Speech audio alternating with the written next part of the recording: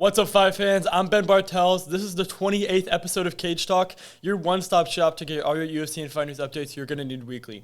In this episode, we're talking about the absolutely amazing UFC Noche card, the interesting Terrance Crawford vs. Canelo Alvarez fight, and then looking over my picks for the UFC Perth fight night card, not this weekend, but the weekend after. And we got a special episode planned for you guys next week because, we're already going to be talking about my picks for that fight night. So let's get to it.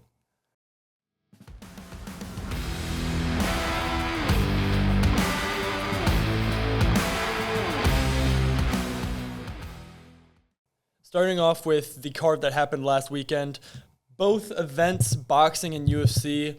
I mean, honestly, this kind of just showed that UFC is better in my opinion. UFC had a way more exciting fight. Boxing was only 4 fights on the main card, all 4 decisions. UFC Noche, it was a crazy finishes. Main event was an absolute slugfest. Jared Gordon got knocked out. It's so much to talk about in the UFC card. The boxing, there were some good fights, like Christian Mbile had a good fight. Terrance Crawford had an interesting fight with Canelo Alvarez, fascinating, but nothing too crazy. So in comparison, over this last weekend, UFC definitely showed their dominance entertainment-wise against boxing. So starting off with that UFC Noche card that happened last weekend, in the main event, we had Diego Lopes and Jean Silva with an absolute war of a fight, even though it really only lasted for 2 rounds or a minute.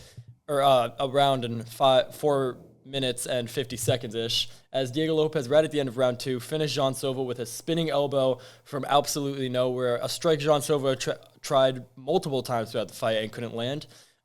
Extremely just war of a fight.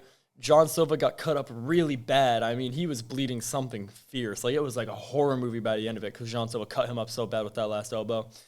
Jean Silva, had some dirty tactics at the end of the fight, kind of punched Diego in the back of the head when the fight got stopped. Not really great sportsman-like activity, but regardless, Jean Silva showed he is, one of those world-class strikers in MMA. I mean, he was looking good against Diego Lopes in the second round, and Diego Lopes showed that his grappling is pretty elite for featherweight. He's looking like he's giving young Brian Ortega vibes out there, you know what I mean? I mean, he's got that granite chin to just block all those Jean Silva right hands. He took a lot of shots in this fight, and he just absolutely battered and brawled Jean Silva in the first round with all the grappling. So very impressive performance by Diego Lopes.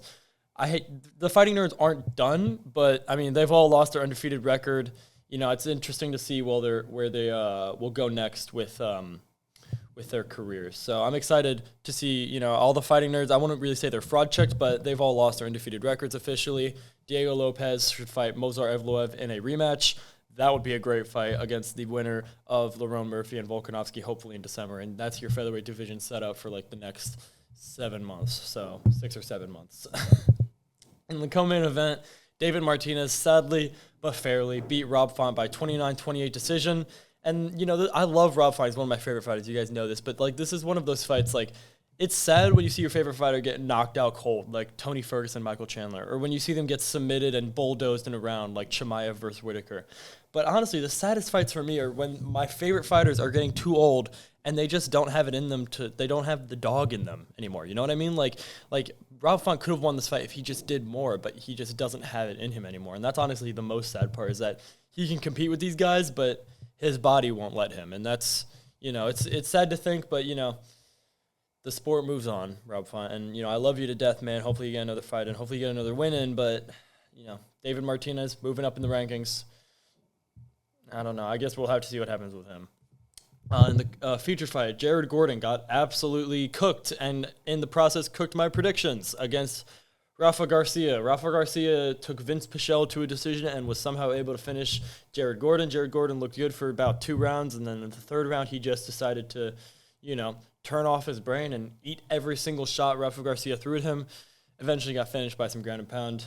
Jared Gordon, I mean, I heard he got hit by a car leading up to this fight, so, maybe that's something to do with it, but, if you get hit by a car, pull out the fight, man. I don't even know what to say. That's moving down the card. An actually very good performance.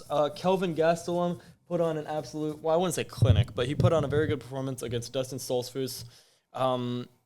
At the end of the day, it doesn't matter. Dustin Stoltzfus is a journeyman. And Kelvin Gastelum moved up from welterweight and proceeded to miss weight at middleweight. He looked like a literal fridge out there. I don't think I've seen a UFC fighter relative to their weight class look fatter. Obviously, there's been heavyweights that are pretty big, but Kelvin Gastelum, if he was heavyweight size, he would look the biggest I've ever seen. It was insane. He looked so wide, and he obviously hit pretty hard. He was missed the middleweight limit by 5 pounds. He didn't even try to make weight. Kelvin Gastelum, love him to death, coming from the UFC, the fridge himself. Finally, I want to talk about Anthony Hernandez versus Carlos Diego Ferreira. I love CDL, man. I love Carlos Diego Ferreira, but Anthony Hernandez, he's really on a run right now. 5-fight win streak, knocked out CDL and Chase Hooper in a month's time. Those are 2 pretty good wins. Those 2 fighters are just outside the rankings, CDL and Chase Hooper. Really good wins, 2 knockouts. He's on the longest win streak he's ever had in the UFC, if I'm not mistaken, and he's 32, 33, looking much more mature than when he first got into the UFC and got beat by Cowboy. So I'm excited to see what happens with him. I love the Michael Chandler call-out. That fight would be fireworks. Book it. Love to see that fight. Moving on to the boxing fight that also happened last weekend, Terrance Crawford versus Saul Canelo Alvarez. Wow, my pick was wildly wrong here, and I know a lot of other people probably thought the same thing I was thinking going into this fight, in that Canelo Alvarez was too big, he was younger, he, is just as skilled as Terrance Crawford, and he was going to maybe piece up Terrance Crawford to a decision, or in my mind, I thought Canelo was going to knock out Terrance Crawford, and it was going to be a crazy fight, but no. This was a technical chess match, and I scored it 115-113 for Terrance Crawford, but in all honesty, Terrance Crawford, I mean, he won all the rounds. He won 11-1 all the rounds. He won all 12 rounds. Domination is what I got to say. I mean, you could book a rematch, but Terrance Crawford picked apart Canelo Alvarez here. Canelo Alvarez in the post-fight interview, that was the first time I've ever heard him be like, he just didn't have anything. Floyd Mayweather, they fought when he was young. It was at a catch weight. There's excuses. When he fought Bivol, he moved up to light heavyweight, tried to achieve greatness, had a very close fight at Bivol. Some people argue he won the fight.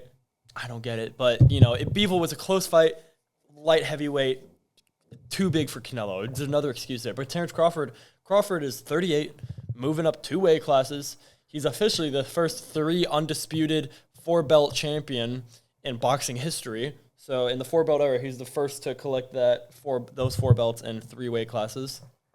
He's on my Mount Rushmore, man. I mean, especially for this modern boxing, he's in my Mount Rushmore, of course, but maybe all time he might be up there too, because he's looked so good in this fight. Canelo tried everything. He tried brawling. He tried technical chess match boxing, and nothing was working for him. That Canelo just got outsmarted, outthought, and dominating at 38 against 37 against a pretty young 34, 168-pound champion after never even fighting at 160, let alone 168. Very, very impressive performance by Crawford. People were writing off Crawford, and now they're talking about him versus Bivol. I think Bivol's gonna beat Canelo. I think beat Crawford. I think he's too big. But then again, I said that about this fight, so you never know with Crawford. He's just that good. If he wants to fight Bivol or Benavidez or whoever, I'm here for it, man. I don't care. Terrance Crawford is good. Whew. Good. Moving on to not this weekend. Next weekend, we got UFC Perth, headlined by Dominic Reyes versus Carlos Ulberg. Overall, moving on to the fight night happening not this weekend, next weekend, we got UFC Perth headlined by Dominic Reyes versus Carlos Ulberg. Overall, it's a pretty good card. You got names like Dominic Reyes, Carlos Ulberg, Navajo Sterling, Jack Jenkins Jr., and Justin Tafa, Kobe Thicknessy, and more. I give it maybe 7.6 just off sheer name-wise, I guess, and the fights are pretty interesting too. In that main event, it's the best fight for me. I'm going to let my heart pick here, and, there's definitely an argument for Carlos Ulberg, and I'm going to let my heart pick here. I'm picking Dominic Reyes. He's on a 4-fight knockout streak or something like that. He's on a terrorizing run. He hasn't really fought the competition of a Carlos Ulberg in this run yet, but He's looking really good, and I'm totally up for this Cinderella story. I would love to see Dominic Reyes fight for a title, or even win the title would be incredible. Dominic Reyes, I also think just statistically here, has more finishing ability. You know what I mean? Carlos Ulberg, he's a tall, lanky, light heavyweight, but he just doesn't have a lot in terms of finishing ability. He takes a lot of his fights to a decision. He reminds me a lot of like a light heavyweight Leon Edwards-ish, but without the grappling, I would say Carlos Ulberg is really just a pure striker. But, man, I mean, Dominic Reyes, he's got finishing ability. I think might be able to finish Carlos Ulberg here in those later rounds. I'm very excited for that. In the co-main event, Junior Tafa versus Ibo Aslan. I mean, this is just one of those, like, street beefs levels brawl. You guys know what I mean? Like, it's not technical in any way. Justin Tafa just lost to Tuco Tokos, and Ibo Aslan just lost to Billy Elikana. But, man, these two are just big sluggers, and I think Ibo Aslan is probably going to do better. I mean, they're both coming off really bad performances, but Ibo's Aslan's was a better, worse performance. You get what I'm saying? So I got to pick Ibo in that co-main event. Very close fight, though. Moving on down the card, we got Jake Matthews versus Neil Magny. This is probably should be the co-main event. This is one of my favorite fights on the card. I'm taking Jake Matthews, and I don't think Neil Magny's all that anymore. I think he's just old. I think his career might be coming to an end. To be fair, this isn't the first time he's been in this situation, but Jake Matthews isn't just like a young, rising, unexperienced prospect. He's been around the block a little bit, so he has experience. He should be doing good in this fight. Jake Matthews by decision, book it. Jack Jenkins versus Ramon Tavares. Also, a good fight that's happening on this card. I guess, Jack Jenkins, obviously his record doesn't show it, but he is actually extremely talented. Ramon Tavares got shut down in his last fight in a fun fight against Davey Grant. So Davey Grant's one of those fighters that you can never sleep on. But, I mean, if you're losing to Davey Grant, how am I supposed to pick you against Jack Jenkins, Jack Jenkins lost his last fight, but he showed heart. He showed skill. I think Jack Jenkins has always been on the wrong end of some, unlucky positions. So I'm going to pick Jack Jenkins here. He should be able to outskill Ramon Tavares. That makes the most sense. And that is all we have for you guys. Be sure to check out other episodes on FHNtoday and Spotify. Drop a comment below on your predictions for the UFC Perth card. Once again, I'm Ben Bartels, signing off.